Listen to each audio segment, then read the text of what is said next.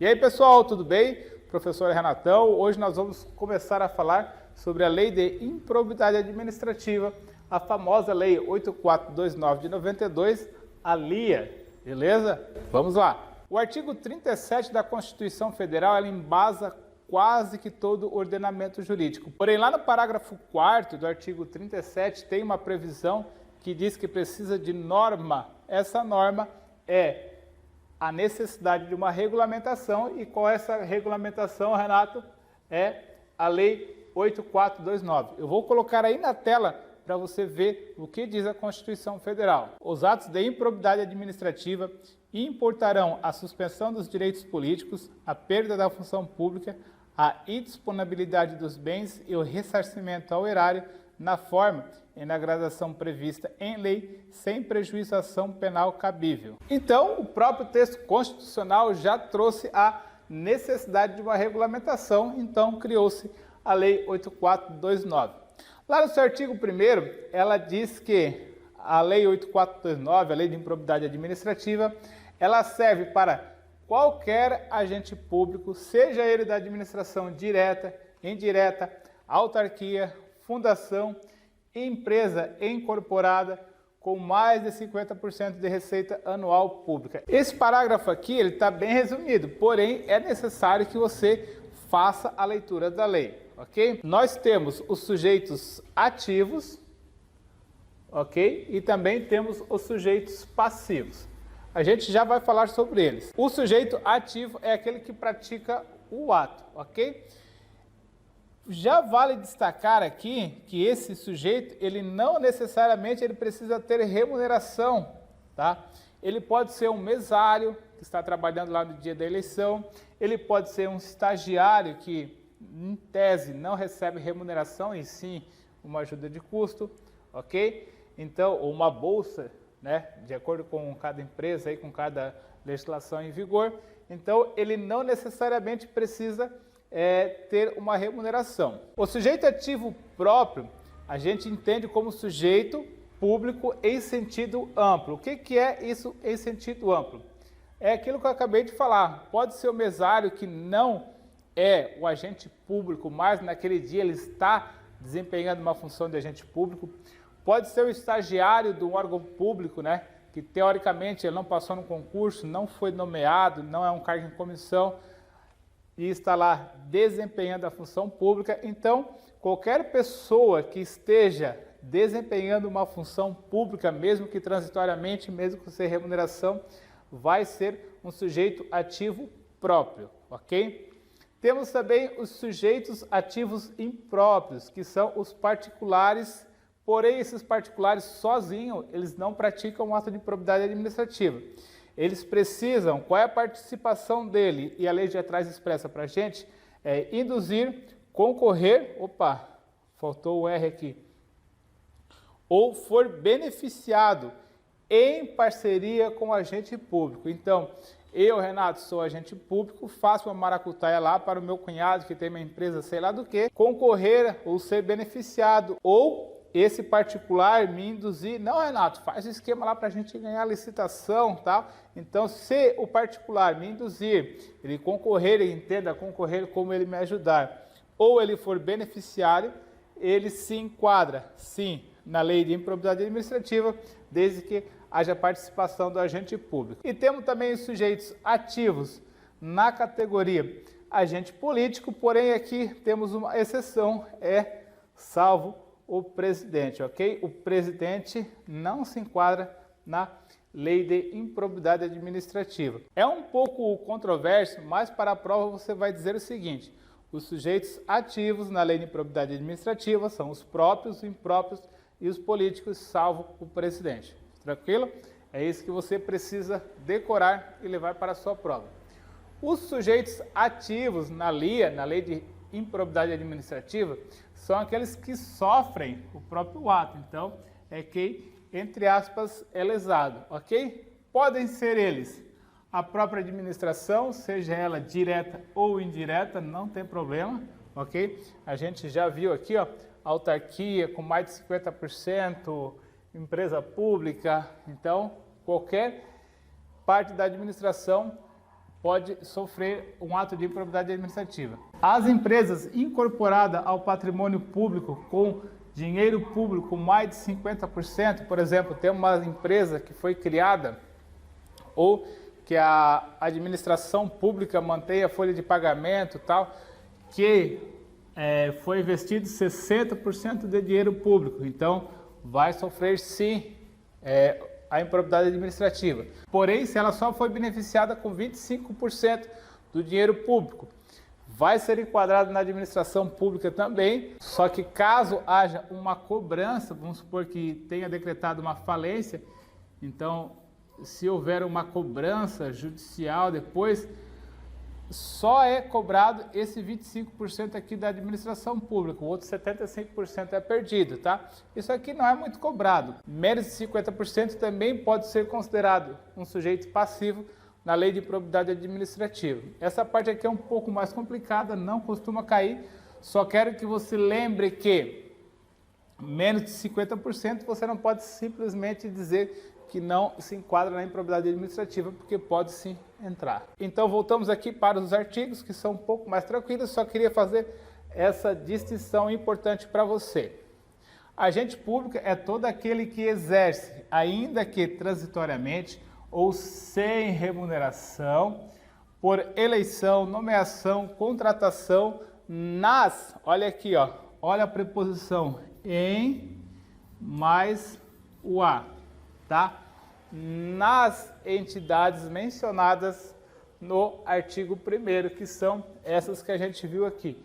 Qualquer coisa que tenha dinheiro público. O artigo 4º diz que todos os agentes públicos, eles precisam respeitar o LIMP, legalidade, impessoalidade, moralidade, publicidade e eficiência, mesmo que a hierarquia peça que eles façam ao contrário. Vamos supor que o meu superior hierárquico pediu para eu fazer uma coisa ilegal. Não posso. Por quê? Porque eu tenho que respeitar o LIMP, legalidade, impessoalidade, moralidade, publicidade e eficiência. E como diz o meu amigo Juliano, professor de Direito Constitucional aqui no meu site, lembre-se que o eficiência é o filho mais novo, veio depois. Eu já sabia que tinha vindo depois, é óbvio, né? Mas não tinha feito essa associação. Lembre-se que a eficiência é o que veio depois, é o filho mais novo. O artigo 6º diz que o enriquecimento ilícito, ele perderá todo o valor que foi acrescido ilegalmente ao seu patrimônio. A indisponibilidade dos bens, ela serve para garantir o ressarcimento da administração. Então, para que são colocados os bens em indisponibilidade? São colocados exatamente para isso, para a administração conseguir fazer uma ação e pegar os seus valores de volta, tá? E essa lei de improbidade administrativa, ela alcança até os sucessores, até o limite da herança. O que é isso, Renatão? Por exemplo, vamos supor lá, meu pai deu um golpe de 100 mil reais, mas eu tenho meu patrimônio já de 150 mil reais, vamos supor. Então, eu estou com o meu patrimônio de 150 mil reais, que é meu, do Renato, tá? E meu pai faleceu, sobrou 100 mil reais para mim, certo? Que veio ilicitamente aí para mim. O que acontece? A administração vai pedir esse dinheiro de volta. A administração vai me zerar, vai me deixar sem nada só porque, digamos, eu sou filho de uma pessoa que cometeu um ato de improbidade administrativa? Não, eles só podem pegar os 100 mil de volta. O meu 150 mil, que era o meu patrimônio de 150 mil, a administração não pode mexer até o limite da herança, ok? Se cair qualquer questão de uma prova dizendo que os sucessores precisam pagar toda a dívida, não, é apenas até o limite da herança, ok?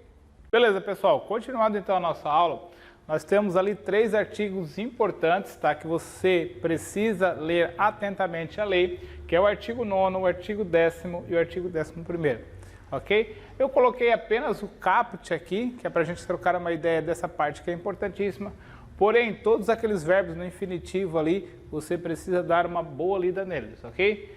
Artigo 9º diz que constitui improbidade administrativa na modalidade enriquecimento ilícito qualquer vantagem patrimonial, tá? Vantagem, ela precisa ser patrimonial, indevida, em razão do exercício do cargo, função, emprego, na administração direta e indireta, ok? Então, qualquer forma de ganho que ele tenha aferido ao seu patrimônio, desde que seja indevida e seja no exercício do cargo, é considerado improbidade administrativa. Essa forma de aquisição, de incorporação, ela pode ser direta ou indiretamente. Pode ser por intermédio de terceiros, os famosos laranjas, ou o patrimônio de um filho está crescendo muito e tal. Então, qualquer forma de vantagem patrimonial é considerado enriquecimento ilícito. A lei traz vários verbos aqui no artigo 9º. Adquirir, aceitar, receber, perceber, são tudo atos, verbos no infinitivo que caracterizam o enriquecimento ilícito, beleza? O artigo 10 também é bem parecido, porém ele trata da lesão ao erário. O artigo 10 diz que constitui um ato de improbidade administrativa qualquer lesão ao erário por ação ou omissão. Você fez ou você deveria fazer e não fez. Qualquer ato de ação ou omissão dolosa ou culposamente. O que é isso, Renato? Você quis fazer, você quis causar o dolo, ou você agiu por ação ou omissão e não quis causar aquele dano à administração. Você agiu culposamente, você agiu sem culpa, sem vontade, tá? Quem seja na perda patrimonial, no desvio, malbarateamento. Pô, Renato, que palavra é essa? Malbarateamento quer dizer que é vendido pelo mau preço, muito barato, tá? Coloquei essa palavra destacada para você, porque não é um termo comum. E se você não leu a lei, só bisonhou, só assistiu essa aula e não leu a lei, como eu pedi para você fazer, você pode achar esse termo estranho e considerar o item errado, porém está certo. Ou dilapidação dos bens. Então, simplesmente você pega e começa a dilacerar, começa a vender carro da administração, começa a vender material da administração a um preço irrisório. O que você está fazendo? Você está dilapidando o patrimônio da administração, beleza? Você está causando uma lesão ao erário. Os verbos aqui são permitir, facilitar, utilizar, realizar, conceder. Então temos vários verbos aqui que constituem a modalidade de improbidade administrativa, lesão ao erário. Dê uma lida na lei. O artigo 11 também diz que constitui ato de improbidade administrativa atentar contra os princípios da administração pública que viole a honestidade e a legalidade, ok? Então, qualquer ato que você faça que viole os princípios da administração pública, seja os princípios expressos na Constituição, ou os expressos em alguma lei, ou os princípios implícitos, princípio que seja ferido, que ataque diretamente a honestidade e a legalidade, vai ser considerado um atentado contra aos princípios da administração pública. Todas essas modalidades aqui de atos de improbidade administrativa, eles geram, em regra, tá, a indisponibilidade dos bens. Porém, os atos que atentem contra a administração pública é o entendimento do STJ, tá, que também causa a indisponibilidade dos bens. Isso aqui, essa dica aqui não está na lei, eu estou só passando para você. O enriquecimento ilícito e prejuízo ao erário automaticamente já gera a indisponibilidade dos bens. Por quê? Porque se o cara causou isso aqui, a gente tem que garantir que esse dinheiro volte para a administração pública. Então, como que a gente vai fazer? O cara desviou o dinheiro, enriqueceu e comprou uma Lamborghini, tá? Se ele vender essa Lamborghini, como é que a gente vai restituir esse dinheiro para a administração pública? Não tem como. Então vai ser indisponível, esse bem vai ficar indisponível para, após a ação, seja ressarcido o dinheiro para a administração pública, beleza? Isso é feito através de uma medida cautelar. Isso pode ser feito, inclusive, já nos primeiros passos do processo, ok? Entre aspas, chegou a parada lá no Ministério Público, o juiz já pode pedir a indisponibilidade dos bens, ok? E se o filho da mãe veio ali, o capeta foi lá, puxou ele para debaixo da terra e ele morreu. E a Lamborghini está lá, não sei quanto é que vale a Lamborghini, 1,5 milhão, vamos botar 900 mil. E a Lamborghini de 900 mil vai para o filho dele, ok? Lamborghini de 900 mil reais, 900 mil dólares, vou botar $1.000, né? Mais bonito. A Lamborghini que ele tinha comprado com dinheiro ilícito foi para o filho dele, beleza. Foi apurado todo o processo administrativo, tá? Ele morreu, porém o processo continua. Então, no final desse processo administrativo, vamos supor que ele tem que pagar 1.200.000, mas só deixou para o filho a Lamborghini de 900 mil. O que vai acontecer? O filho vai ter que pagar os outros 300 mil? Não. A herança, o processo continua, mas ele continua em cima da herança. Ele não continua em cima do sucessor. Em regra, diz que se estende até o sucessor, mas se estende até o limite da herança. Então, podemos entender que não estende ao sucessor em si e a herança que ele deixou, beleza? Então, se o Zé Ruela morreu, vai ser tomado a Lamborghini de 900 mil, vai ser vendido lá, vai ser feito leilão, vai pagar a administração pública o prejuízo que ela teve, 300 mil, já era, perdeu o Playboy, não tem nada o que fazer. E o filho dele vai continuar tranquilinho lá com o seu Escort R3, vai andar de boa, não tem nenhum problema, vai andar com a consciência limpa, ok? Então, essa parte eu queria deixar para vocês desses 3 artigos, 9, 10, dos artigos 9, 10 e 11, e essa parte que causa, sim, a indisponibilidade dos bens, aqui por uma decisão do STJ, ok? É uma medida cautelar, então, se medida de emergência, você pode dizer tranquilamente que é uma medida cautelar, lembrando que vai até o limite da herança dos seus sucessores, beleza? Vamos só apagar aqui e a gente já continua. Como a gente já vimos ali os atos, os princípios da administração pública, que é, na verdade, você saber de um segredo em razão do cargo, né? Seja de uma investigação, seja num processo, seja um processo administrativo disciplinar, e você, por ação ou omissão, você divulgar, deixar que o teor dessa conversa, desse conteúdo saia para as outras pessoas. Então, resumidamente, o artigo 11 ele trata da fofoca, tá? Os atos que atentem contra o princípio da administração pública você pode considerar como uma fofoca, que são fatos que não geram prejuízo financeiro, não causam prejuízo ao erário, mas, entre aspas, causam o dano a alguém. O artigo 10A, que é conceder ou manter benefício tributário, mais voltado ao ISS do município, Imposto sobre Serviços. O mais novo, como o meu advogado Juliano diz, meu colega aqui do meu site, foi que veio agora recentemente, não está na redação original da Lei 8429, beleza? Então, diz que conceder ou manter benefício tributário, aqui mais em relação aos serviços, ao imposto sobre serviços, mas também pode ser tipo previdenciário ou coisa assim. O filho mais novo foi incorporado recentemente, tá? Todos esses atos, eles podem ser enquadrados na modalidade dolosa, salvo prejuízo ao erário. Por quê? Porque não tem como você causar um prejuízo no erário sem a sua intenção, sem você ter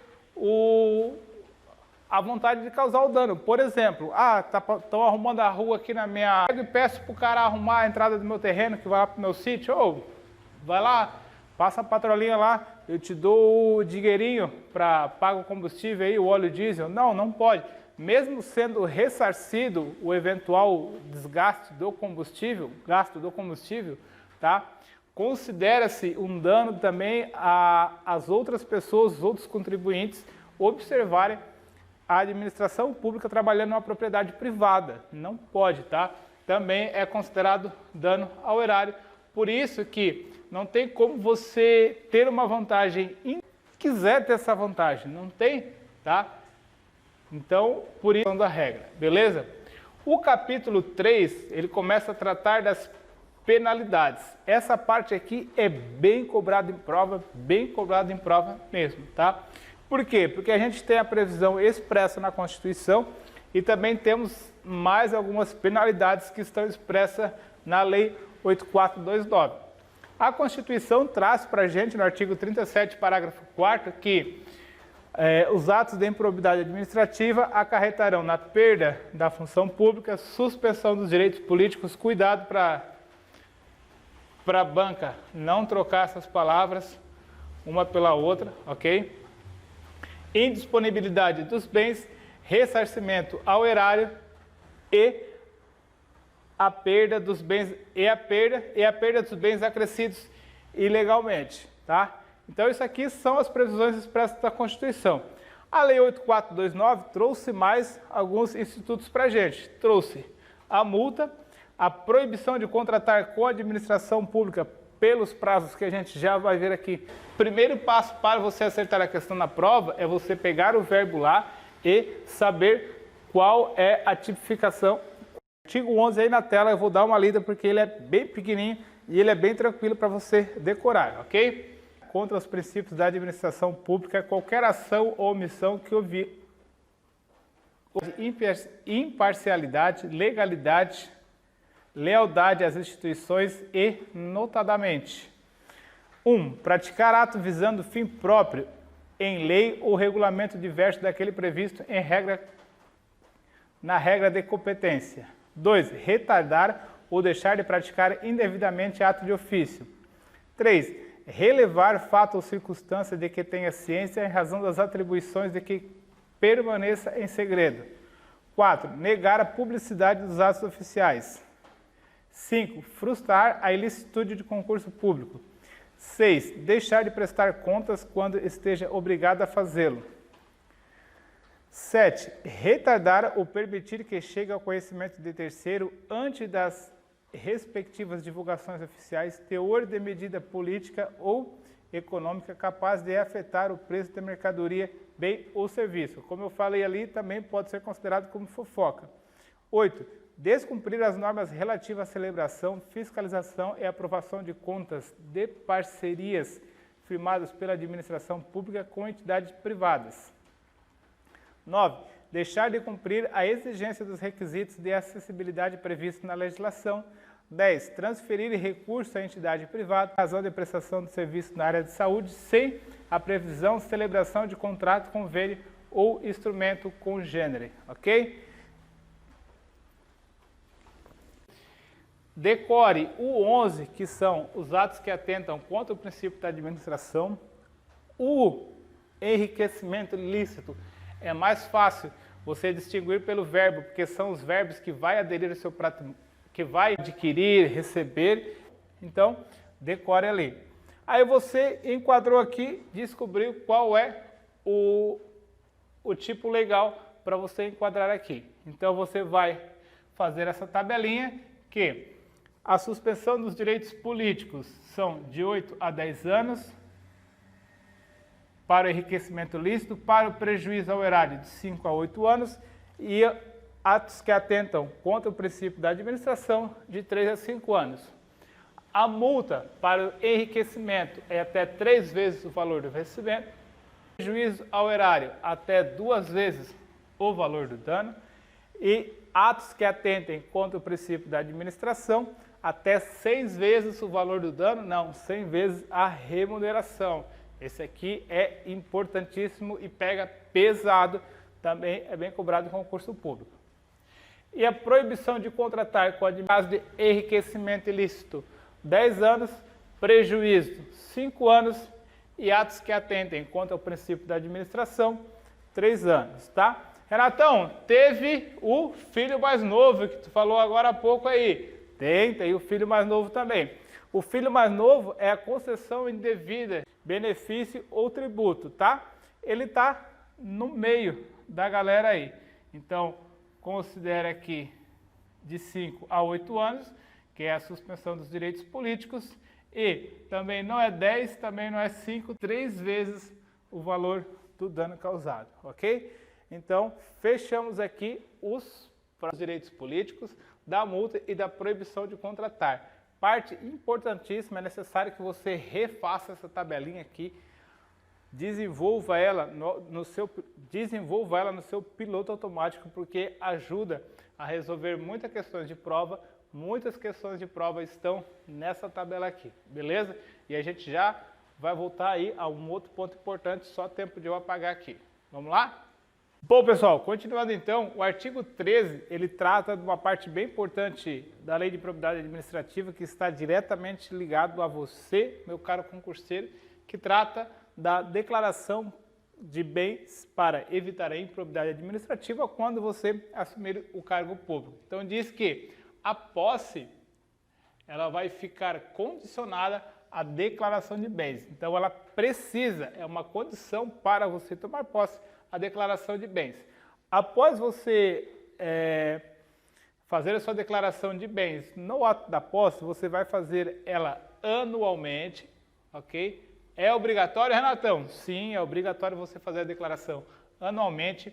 Caso você deixar o cargo, também é obrigatório você fazer essa declaração para provar que, tanto na sua entrada quanto na sua saída, a sua participação, a sua passagem pelo serviço público foi idônea, foi tranquila, não teve nenhum problema, não gerou super patrimônio para você.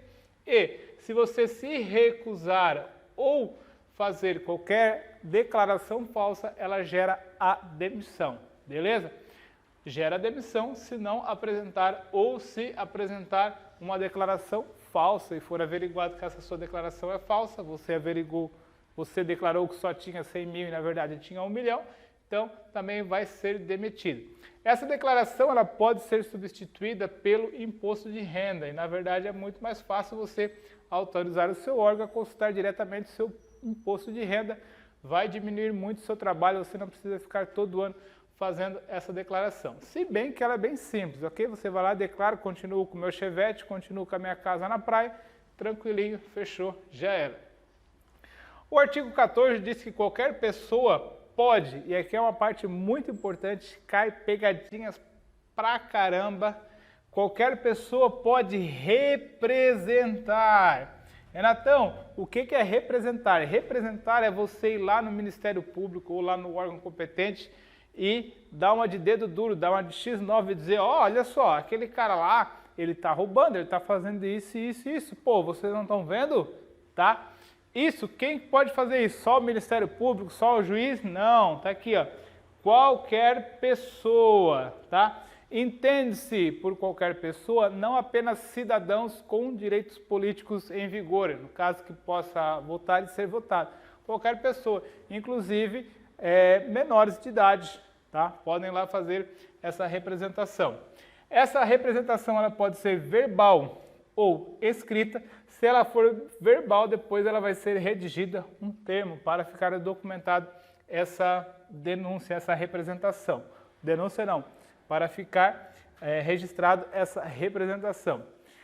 Porém, essa pessoa, qualquer dessa pessoa que fizer essa representação, ela precisa ser uma pessoa qualificada. O que é isso? Tem que ter pós-graduação, tem que ter doutorado? Não, ela precisa ser identificada. Ó, eu, Renato Bordini, fui lá, fiz a representação no Ministério Público referente a tal situação, fui lá, fiz a representação no órgão referente a tal irregularidade que está acontecendo e eu me identifico lá, sou solteiro, sou casado, trabalho como professor, ok? Eu tenho que fazer essa identificação. Ela não pode ser anônima, está lá expressamente no artigo 19, tá?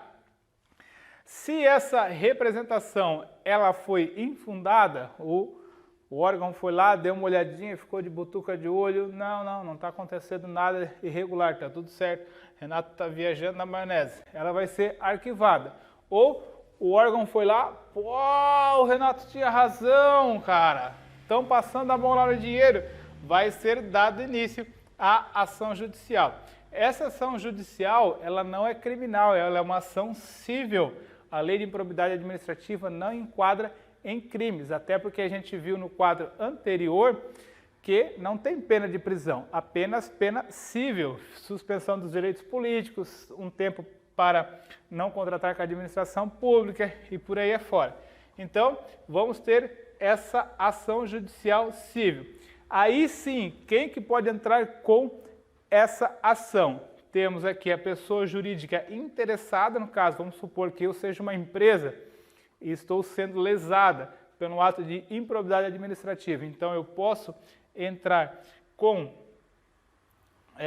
sendo pessoa jurídica interessada, diretamente afetada na situação, ou o Ministério Público, ok? O Ministério Público, se ele não entrar de início, se a ação judicial não começar por ele, ele precisa ser parte, tá? Ele vai participar como fiscal e como parte, tá? Não é ou, é e. Ele precisa estar junto, sendo a parte ou sendo fiscal. Ele precisa estar junto, beleza? Se o Ministério Público não participar e não for notificado desse processo de improbidade, esse processo é considerado nulo, ok? Então, muita atenção a esse detalhe. Não confunda a representação que pode ser feita por qualquer pessoa, diferentemente da ação judicial, que é a pessoa jurídica interessada ou o Ministério Público, ok? O Ministério Público ele sempre vai participar como parte ou como fiscal dessa ação de improbidade administrativa. Outro ponto importante que também é cobrado em prova é no caso de você for pego fazendo o ato de improbidade administrativa, você quer tirar o seu da reta, você vai lá e diz, calma aí, seu juiz. Eu vou entregar todo mundo, vou falar onde é que está a parada, vou falar onde é que está o dinheiro. Não vai resolver nada. Por quê? Porque os atos de improbidade administrativa, eles não podem ter acordo, não pode ter nenhuma transação e não pode ter nenhuma conciliação. Teve uma medida provisória que não se tornou lei, então perdeu seus efeitos, que dizia que ela podia sim, mas como não se transformou em lei, não vai poder haver esse acordo, essa conciliação. Outro ponto importantíssimo que trata é o afastamento, tá? O afastamento temporário da pessoa que está sendo investigada pelo ato de improbidade administrativa. Esse afastamento, ele não é uma penalidade, ele pode ser aplicado pela autoridade judicial ou pela autoridade administrativa. Lembrando que o afastamento não é punição, tanto é que ele vai ficar em casa recebendo, pescando e o dinheirinho pingando lá na conta. Tem prazo? Tem, mas aí não está expresso na lei de improbidade administrativa, então não vamos entrar nesse detalhe. Qualquer prazo que for colocado segundo a lei 8429 vai estar errado, se tratando de afastamento, beleza? Para a gente finalizar, temos aí o artigo 23. O artigo 23 ele trata da prescrição. Prescrição é o tempo que passa, prescrição é um lapso temporal que, após esse tempo, você não pode ser mais punido por uma atitude, mesmo que ela seja comprovada. Então, temos que é o prazo de 5 anos para o término do mandato ou cargo, tá? Vamos supor que você era um deputado e após 5 anos do término do seu mandato foi averiguado um ato de improbidade administrativa, caso você já deixou o cargo já faz 5 anos, então não vai ter nenhum problema para você. 5 anos após a prestação de contas de entidade pública, vamos supor que você era o diretor de uma entidade pública, prestou contas, 5 anos depois averiguaram que você moqueou o dinheiro lá. Também já prescreveu, não pode fazer mais nada.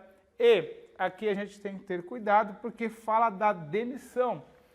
Porém, o prazo de demissão, prazo de prescrição para demissão, ele está em lei própria. Que lei própria é essa? Geralmente é os estatutos. Geralmente, eu não falei sempre, tá? Seguindo como base a lei 8.112 e todos os outros estatutos estaduais e municipais que fazem o copia e cola da lei 8.112, diz que é 5 anos. Então, em regra, o prazo de demissão por ato de improbidade administrativa é de 5 anos. Mas tome muito cuidado para usar essa resposta de 5 anos, tá?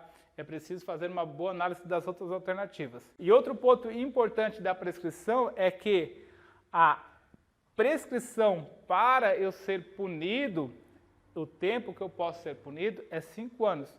Porém, a ação de ressarcimento ela é imprescritível. Para eu ressarcir o que eu acresci ilegal no meu patrimônio, esse prazo é imprescritível, diferente da prescrição. A prescrição, para eu ser punido, sim, foi punido, então para eu ressarcir não tem prazo, eu posso ressarcir a qualquer momento. A administração pode exigir que eu ressarça esse bem a qualquer momento, ok? Fechamos aqui a Lei 8429 de 92, a famosa LIA, Lei de Improbidade Administrativa, ok? Parabéns por você ter chegado até aqui, ótimos estudos para você. Avalie a nossa aula, tem umas estrelinhas aqui, qualquer dúvida você pode deixar nos comentários e sempre que possível a gente responde para você. Um abraço, bons estudos, fique com Deus, parabéns por você ter decidido estudar e mudar a sua história. Até mais, força guerreiro!